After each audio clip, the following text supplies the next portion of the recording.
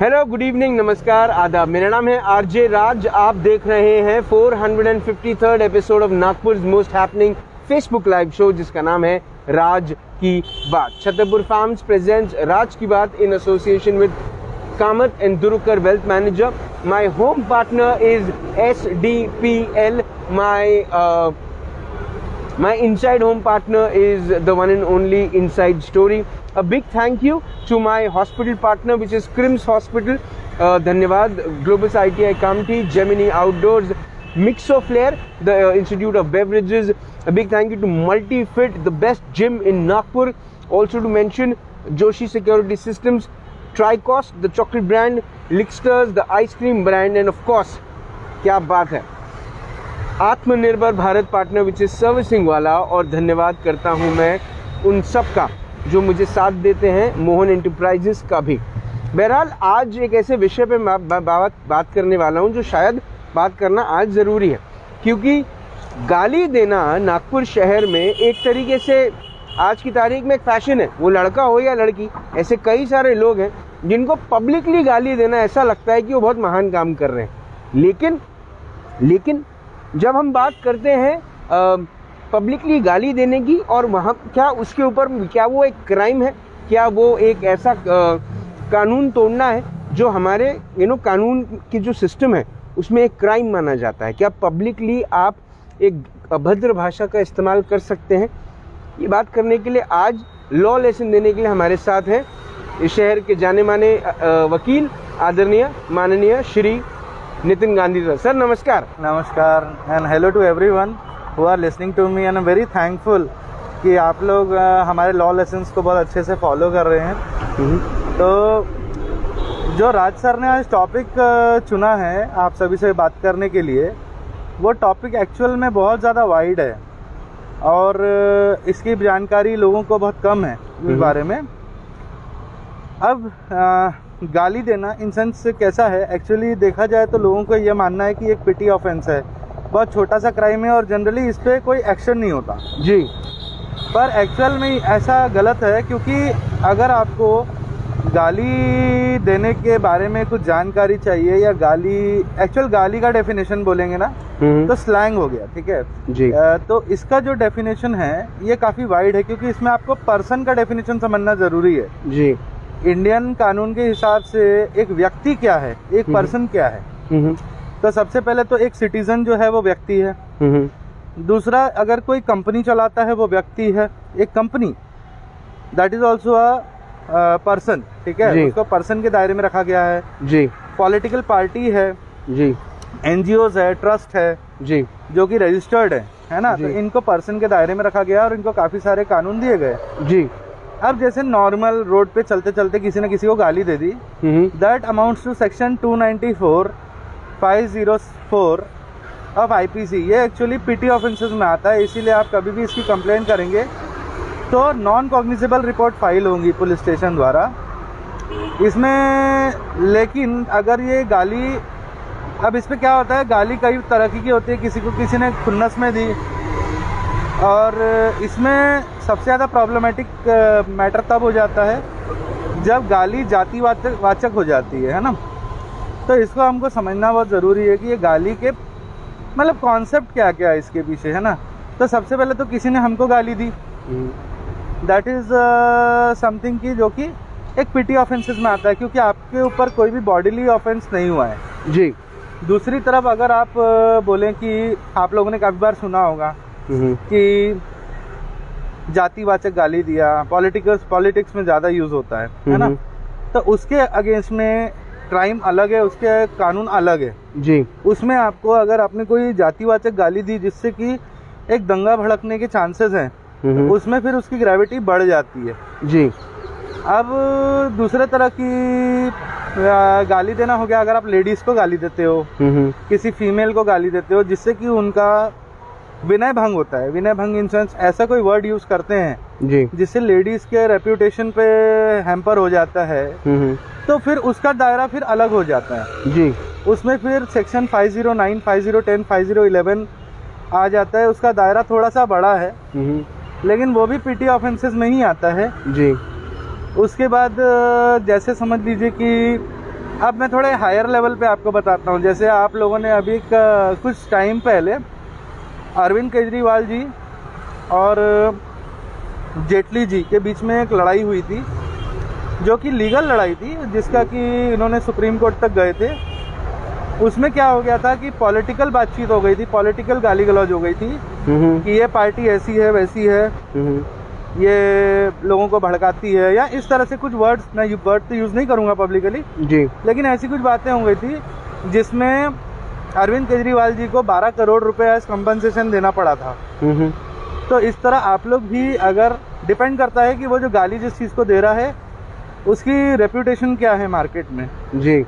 जैसे for example समझ लीजिए हम कोई बहुत बड़े ब्रांड को कुछ बोल दें जी, न्यूसेंस की बात कर दें जी, तो वो ब्रांड आपको सू कर सकता है। आप अगर उनको कुछ बोल रहे हैं, कोई एलिगेशन लगा रहे हैं, तो आपके पास उसका प्रॉपर एविडेंसेस होना ज़रूरी है जी कि आप ऐसा क्यों कर रहे हैं। अब इसमें जो गाली गलौज की बात है कि एक होता है कि एक जातिवाचक गाली दी, उसके बाद जातिवाचक में ऐसा होता है कि आज इसमें एक और है, जैसे समझ लीजिए कि किसी ने 18 साल के बच्चे को नीचे को गाली दी, 18 साल का है कोई, 18 साल से नीचे का है कोई एज में जी, उसको गाली दी जी, तो उसमें पॉस्को अट्रैक्ट हो जाता है, prevention of children from sexual offences act जी, उसका दायरा और बड़ा है। उसमें ऐसा है कि उसमें आपको सेशन कोर्ट से बेल लेनी पड़ती है जी। अगर आप उस ऐसी कोई केस ऑफेंस में अरेस्ट हो जाते हैं तो आपका जेल जाना पक्का है। तो इस तरह से है राज सर जो पूरे दायरे हैं जी। अब इसमें जनरली क्या होता है, मैं क्या चाह रहा हूँ कि लड़के खड़े हैं, हाँ ठीक है, हाँ, लड़के खड़े हैं, हाँ, और लड़कों के बीच में आपस में मस्ती चल रही है, हाँ, और वो मस्ती के अंदर में लड़के ने लड़की आपस में दोस्तों को गाली दे दिया जी। अब एक परिवार और एक महिला वहाँ खड़ा हुआ है, करेक्ट, बच्चे खड़े हुए हैं, परिवार खड़ा हुआ है जी। अब परिवार का जो मर्द है वो बोल सकता है अरे हेलो भाई गाली वाली मत दो, यहाँ पे गाली वाली मत दो, है ना, दूर जाओ। एक चीज वो ये कर सकते हैं, लेकिन कानून उनको क्या ताकत देता है? क्या कानून वो लड़कों को अरेस्ट करवा सकते हैं? बिल्कुल बिल्कुल आप करवा सकते हैं। अगर समझ लीजिए कि वो चकल्लस कर रहे हैं, मजाक कर रहे हैं आपस में, जो कि आपको अभद्र लग रहा है, that comes under the definition of nuisance, public nuisance जी। इसको बस स्ट्रिक्टली डील किया जाता है पुलिस स्टेशन में। जनरली क्या होता है, अगर आप 100 नंबर पे फोन भी लगाएंगे जी तो उनको पुलिस स्टेशन लेके चले जाएंगे। लेकिन जनरली क्या होता है, जब एक कॉमन आदमी कंप्लेन फाइल करता है जी, तो वो ये सोचता है कि मैं इस परेशानी में क्यों पड़ूं, भाई उन्होंने गाली दी, पुलिस ले गई, लेकिन उसके बाद के प्रोसीजर्स वो फॉलो नहीं करना चाहते जी। जैसे उसके बाद उनको स्टेटमेंट देने होंगे, कई सारे, जैसे जो लोगों ने ये सुना तो उनको स्टेटमेंट देने होंगे जी, तब जाके उनके ऊपर ऑफेंस रजिस्टर करने की बात आएगी। लेकिन लोग अक्सर वहां तक जाते नहीं है। 99% केसेस में लोग क्या करते हैं, पुलिस स्टेशन में माफी मांग लेते हैं बच्चे और खत्म हो जाता है केस जी। इसीलिए पुलिस भी कभी कभी सीरियस नहीं रहती है जी। अगर आप सीरियसली ऑफेंस दायर करना चाहते हैं तो दुनिया की कोई ताकत आपको नहीं रोक सकती ऑफेंस दायर करने से, और उसमें 3 साल तक की सजा है। जैसे समझ लीजिए कि जैसे आपने उनको रोकने की कोशिश की और वो नहीं रुके, इस तरह का एक केस मेरे सामने आया था। जब पिक्चर हॉल शुरू थी तब एक फैमिली पिक्चर देख रही थी और 5 से 6 लड़के जो थे साथ में पिक्चर देख रहे थे, मतलब पीछे की रो में। तो वो लोग क्या कर रहे थे, जैसे कोई थोड़ा सा मतलब सेंसिटिव सीन आ रहा है तो उन लोग क्या करते थे, वो लोग गंदे कमेंट्स पास कर रहे थे। और इस कमेंट पास करने के चक्कर में जब जेंट्स ने उनको रोकने की कोशिश किया तो उन्होंने कोल्ड ड्रिंक की बोतल फेंक के मारा था उनको। अच्छा जी। पर उसमें इतना बड़ा विवाद हो गया था, वो अपना सीताबर्डी पुलिस स्टेशन का मैटर था जी। इतना बड़ा विवाद क्रिएट हो गया था कि इसमें उनको बेल लेनी पड़ी थी। मतलब वो सारे लड़के जेल गए थे और जेल जाने के बाद उनकी बेल हुई थी जी। तो अगर आप स्टबर्न हैं जी कि भाई मेरे साथ गलत हुआ है तो मुझे कुछ करना है, एक्शन लेना है, तो आपके लिए ये पॉसिबल है। अगर आप ही इसको आए गए में सोचोगे कि भैया आप हो गया, आप उसने माफी मांग लिया तो चलो, तो कभी भी आप फिर अगर एफआईआर दायर नहीं करेंगे जी तो it is your loss actual में, तभी बच्चे सुधरते नहीं सर। लेकिन जैसे फॉर एग्जांपल किसी के घर में पार्टी चालू है, शराब पी के सब टुन्न है, और शराब के कंजम्पशन में मतलब ऐसा है कि लोगों को तो कई बार सर मर्डर केसेस में भी शराब के कंजम्पशन में होता है, उसको ध्यान में रखते हुए लोगों को बरी कर दिया जाता है या कम सजा मिलती है, इंटॉक्सिकेटेड स्टेट। हाँ, लेकिन उस ही अवस्था में अगर उसने किसी यू नो सीनियर को या सीनियर सिटीजन को गाली दे दिया क्योंकि उनको परेशानी हो रही थी, उन्होंने बोला भैया म्यूजिक बंद करो या आवाज कम करो, और उन्होंने गाली दे दी, तो क्या ऐसी स्थिति में पुलिस क्या करेगी? क्या मेरी action तो होता आपसे है? ये राय है कि अगर आपकी फ्लैट स्कीम में ऐसी कुछ बातें हो रही हैं तो रेदर कि आप पर्सनली उनको जाके कुछ बोलो, जी। उससे अच्छा आप डायरेक्टली 100 नंबर पे फोन लगाइए और डायरेक्टली 100 नंबर फोन पे बताइए कि flat number so and so पे ऐसा ऐसा चल रहा है और जिसकी मैं कंप्लेंट डालना चाहते हैं, जिससे मुझे डिस्टर्ब हो रहा है। जैसे जनरली क्या होता है, रात को 11 बजे के बाद कई बार देखा गया था कि मैरिज सेरेमनीज में गाने वाने बजते थे या इस तरह की पब्लिक न्यूसेंस होती थी जिससे लोग डिस्टर्ब होते थे। जी। तो जैसे 11 बजे के बाद भी उन्होंने म्यूजिक बंद नहीं किया तो तुरंत 100 नंबर पे फोन करते थे, पुलिस आके उसमें इंटरफेयर करके उनको कूल डाउन करा देती है। जी। लेकिन अगर आपको रिपोर्ट दायर करनी है तो फिर आपको you have to go to the police station. जी। I am not talking about senior citizen. Senior citizen जो है उनके लिए बहुत सारे कानून है, जी। लेडीज जो है उनके लिए बहुत सारे कानून है। लेडीज को कोई जरूरत नहीं है पुलिस स्टेशन जाने की। जी। सीनियर सिटीजन जो हमारे हैं जो सुन रहे हैं उनको भी कोई जरूरत नहीं है पुलिस स्टेशन जाने की, और ना आपको कंपेल किया जा सकता है पुलिस स्टेशन जाने के लिए। ओके। जो लेडीज हैं उनको रात को 6 बजे से लेकर रादर 8 बजे से लेकर आपको बुलाया नहीं जा सकता पुलिस स्टेशन में at any point of time. जी। एट एनी कॉस्ट नहीं जी। बुलाया जा सकता। जी। जब तक कोई ऐसा ऑफेंस में आप आरोपी नहीं हो जिसमें कि बहुत मतलब नॉन बेलेबल ऑफेंस है, तब तक नहीं बुलाया जाता है। और स्टेटमेंट देने के लिए तो बिल्कुल नहीं बुलाया जाता है। जी। अगर आपने एक एप्लीकेशन लिख दिया कि भैया मैं चाहती हूँ कि आप लोग मेरे घर पे आके मेरा स्टेटमेंट लें, जी। तो police is ought to come, मतलब पुलिस को आना पड़ेगा, ये उनकी ड्यूटी है। जी। ये पुलिस मैनुअल में लिखा हुआ है जी। कि अगर कोई महिला है, कोई इन्फर्म पर्सन है, कोई हैंडीकैप्ड है, कोई ओल्ड एज है, तो उनके लिए उनको कहीं जाने की जरूरत नहीं है, पुलिस उनके दरवाजे पे आती है। या अगर कोई बच्चा है जी जो 15 साल से कम का है तो उसकी बातचीत सुनने के लिए पुलिस उनके घर पे जाती है। पर जनरली राज सर क्या होता है, हमारे जो कम्युनिटी में ना बुरा मानते हैं पुलिस वालों का घर पे आना, स्टेटमेंट लेने आना, इसलिए लोग इस चीज़ को इग्नोर करते हैं। पर आज के समय में जो हम जिस अवस्था में रह रहे हैं और जो एजुकेशन के साथ हम रह रहे हैं, अगर पुलिस का घर पे आना आपको बुरा नहीं लगना चाहिए, और ये कोई सिन नहीं है जी, क्योंकि आप कंप्लेन फाइल कर रहे हो, सही बात है। आपके ऊपर कोई आपको अरेस्ट करने नहीं आ रहा है जी। और सबसे बड़ी चीज़ क्या आपको समझना होगा, पुलिस जो है हमेशा दोनों तरफ से केस को इंट्रोगेट करती है। पुलिस आपसे भी पूछताछ करती है, कई बार इसका मिसयूज भी होता है। तो ऐसा नहीं होना चाहिए कि किसी के मिसयूज के कारण अपना किसी और के ऊपर कोई फॉल्स कंप्लेन दर्ज हो, इसलिए पुलिस दोनों तरफ से इन्वेस्टिगेट करती है। तो पुलिस के साथ कोऑपरेशन पूरा देना चाहिए। बिल्कुल। और पुलिस का घर आना या आपका पुलिस स्टेशन जाना, इसको गलत नहीं मानना चाहिए। अगर न्याय चाहिए तो आपको इस सब चीजों की बिल्कुल नहीं, आपको कदम उठाने पड़ेंगे। बिल्कुल। सर, और इसमें प्रॉब्लम क्या है? सर मुझे एक चीज बताइए, हाँ। क्या गालियों के ऊपर में जो जी। कानून है जी वो जो ओवरऑल देखा जाए तो जितनी बातें आपने बताई जी। सर, वो बड़े नरम कानून देखने को महसूस हो रहा है। बिल्कुल। क्या आपको लगता है कि थोड़ा सा और सख्ती होनी चाहिए, कुछ ऐसे लॉज, स्ट्रिक्टर लॉज आने चाहिए जहां पर गालियों को, जो बहुत ज्यादा गंदी अभद्र भाषा, क्योंकि आजकल हम वेब सीरीज भी देख रहे हैं जहां पर बड़ी गंदी भाषा का इस्तेमाल हो रहा है, परिवार के साथ बैठ के आप वो उस किस्म का एंटरटेनमेंट वो शायद आपके लिए बना नहीं है। जी जी जी। 18+ कहते हैं, इसीलिए वो उसका सर्टिफिकेशन होता है, सेंसरशिप होती है, वो सब सही है। लेकिन जिस किस्म का लैंग्वेज दिखाया जा रहा है, आपके हिसाब से क्या उस पर भी कुछ नए कानून, कुछ नए इम्प्लीमेंटेशन आने चाहिए? देखिए, पहले ऐसा था, जो वेब सीरीज की आप बात कर रहे हो ना, that were not governed by Indian laws. इन्होंने कितना अच्छा मतलब एक बोल सकते हैं एक ऐसा चालाकी गेम अपनाया था जी कि ये लोग जो है ना वहीं से अपने मतलब फॉरेन से अपने सीरीज को रजिस्टर करवाते थे। तो सर नेटफ्लिक्स वैसे भी ना भारत की है ना अमेजोन भारत नहीं, की लेकिन कैसा है सर, भले ठीक है BMW जो है वो भारत की कंपनी नहीं है, लेकिन जिस दिन वो इंडिया के रोड्स पे दौड़ती है, it comes under the laws of RTO जी ऑफ इंडिया, है ना, इंडिया या महाराष्ट्र जो आप बोलिए जी। तो उसी तरह वेब सीरीज का भी है। अभी आपको मैं बताऊंगा, हम लोग पाकिस्तान के बारे में इतना कुछ बोलते हैं कि भाई ये लोग ऐसे हैं, इनके यहाँ पे इस तरह की वेब सीरीज पूरी तरह से बैंड है जी। तो ये कैसा है कि हर एक देश का अलग अलग परसेप्शन है जी। और मेरा तो ये मानना है कि वेब सीरीज़ में वही दिखाया जाता है जो लोगों को देखना पसंद है। जी, ये उनकी मार्केटिंग और R&D पे डिपेंड करता है। सच बात है। तो क्या होता है कि अगर समझ लीजिए, अभी आपको एक बात बताऊं तो जितने भी एक्शन और वायलेंस वाले सीरीज़ हैं वो हमेशा टॉप पे चलते हैं, जिसमें कि अभद्र बातें करना या एक्शन ऐसा दिखाना कि जो कि गलत है, लेकिन उसको जो है TRP बहुत मिलती है, उसके व्यूअर्स बहुत है। जी, तो कैसा है, जो देखो वो बिजनेस कर रहे हैं राज, है ना, तो वो उनको जो बिकेगा वो बेचेंगे, उनको पैसा कमाना है।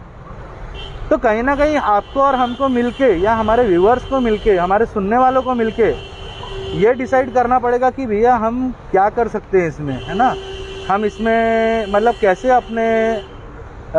अपने सोसाइटी को क्लीन रख सकते हैं, है ना। तो ये कैसा है, ये पेरेंटल लव ही सिखा सकता है या फ्रेंडलियर लव सिखा सकता है। जैसे कई बार ऐसा मैंने देखा है मेरे खुद के इसमें कि कई ऐसा ग्रुप है जो नशे पट्टी में रहते हैं, मतलब जो they go about the level of alcoholism and everything, जिसके बारे में मैंने पिछली बार भी आपसे डिस्कस किया था। जी। तो कैसा होता है उसमें कि जब अगर एक दोस्त दूसरे दोस्त को रोक देगा जी, तो चीज़ें वहाँ पे रुक जाएंगी। जी। और अगर वही चीज़ अगर हम लोगों ने नहीं रोक पाए या जी। हमने हमने उसको बढ़ावा दिए जी, तो ये चीज़ और बढ़ के आएंगी सामने, है ना।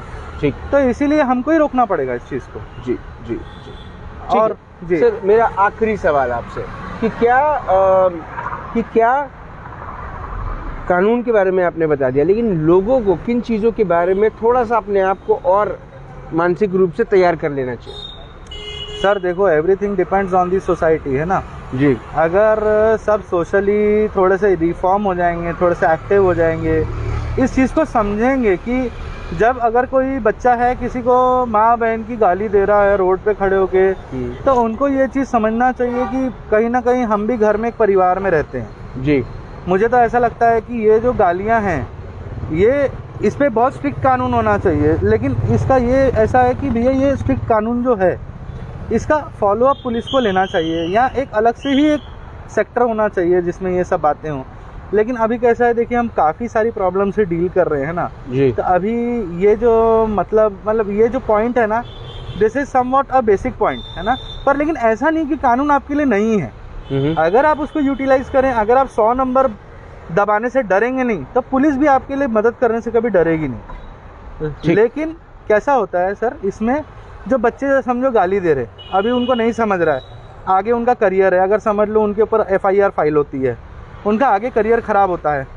तो कई बार हम लोग ये सोचते हैं कि यार हमारे गुस्से के चक्कर में या हमारे इसके चक्कर में हम किसी का करियर ख़राब ना करें, हम किसी को कुछ बोले ना, हम किसी के साथ किसी की लाइफ ना ख़राब करें, करियर ना ख़राब करें, इस तरह की बातचीत होती है जी, है ना।